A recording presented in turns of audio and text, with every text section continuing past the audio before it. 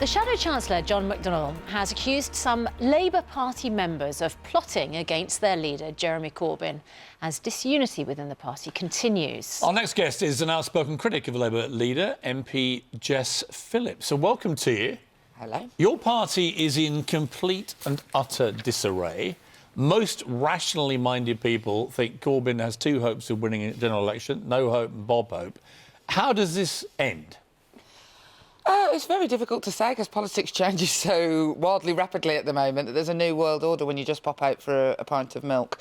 It's very difficult to say. A couple of weeks ago, I would have said that I thought Jeremy Corbyn would definitely take us to the 2020 election, which he still asserts he will. But things change. Do you want him to be leader?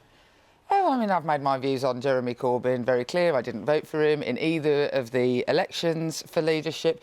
But actually, I think it's funny that this sort of soft coup thing that John McDonnell has said, because actually, since the last leadership election, Labour MPs like me, who were very critical of Jeremy Corbyn, have tried to just sort of be getting on with doing our jobs and not, you know, just constantly talking about the leadership of the Labour Party. I would never have picked Jeremy Corbyn, and I think... Can you just give us a straight answer?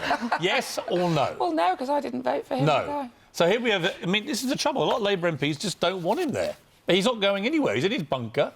He's surrounded by his acolytes. The membership structure is now set up to protect him. How does he go?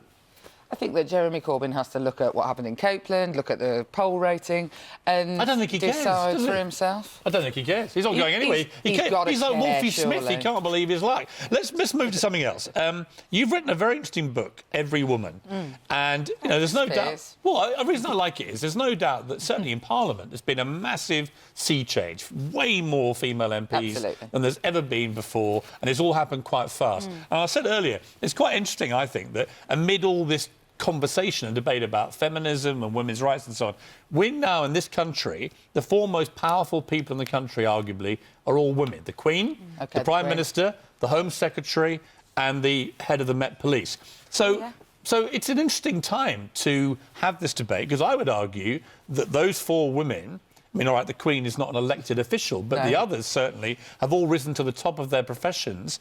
This says to me that equality and women's rights in this country have probably never been stronger. I mean, I think that there's definitely reasons to be cheerful, and I'm not going to just sort of moan for the sake of moaning, but I think that what we have to make sure is that that filters down to ordinary women on the street, and so that, you know, we argue for things like equal pay, that there's less domestic violence and things like that. But it's definitely a massive step in the right direction. Sometimes people try and do things that they think people are screaming out for. So there's always... I live in a heavily Muslim area of Birmingham, and people always say, oh, the Muslims don't want us ringing the church bells, when literally no Muslim ever asked for that.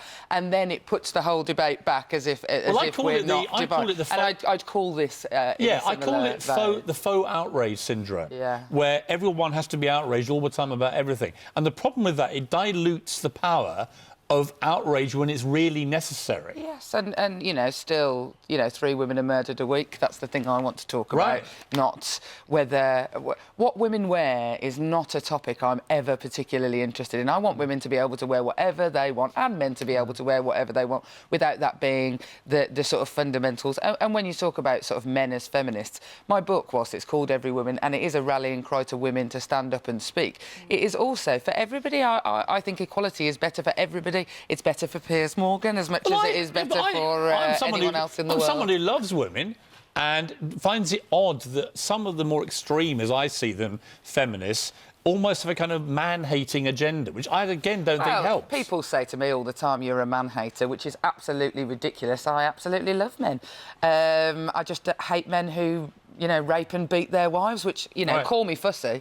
I would agree with you, totally, obviously. But I think that, you know, the worrying thing is that happens, and perhaps maybe this is... You've been guilty of this in the past, Piers, is that saying that me fighting for my rights is somehow emasculating men. And if that is the case, then people's masculinity must be incredibly fragile. If I don't want to be murdered, or I want to be paid a fair day's for example, wage. But again, see, what I would say is, like, on the day of the Women's March, I made a joke about let's have a men's march to protect our poor and masculine. Obviously, it was a joke, but the outrage that came with it, you can't make jokes. There are certain types of people involved in these groups where you just can't have a sense of humour. If there is anything that I would like to do in politics is try and put us if even a tiny bit of lightness in it, into it, because being able to laugh at ourselves. And I have made ridiculous statements that have caused huge outrage. And we, politicians, have got to learn to be able to be better, to just go, oh, well, I made a mistake and move on, rather than trying to wrap ourselves Well, up I'm outraged by how unoutraged you are by the outrage. Does that make sense?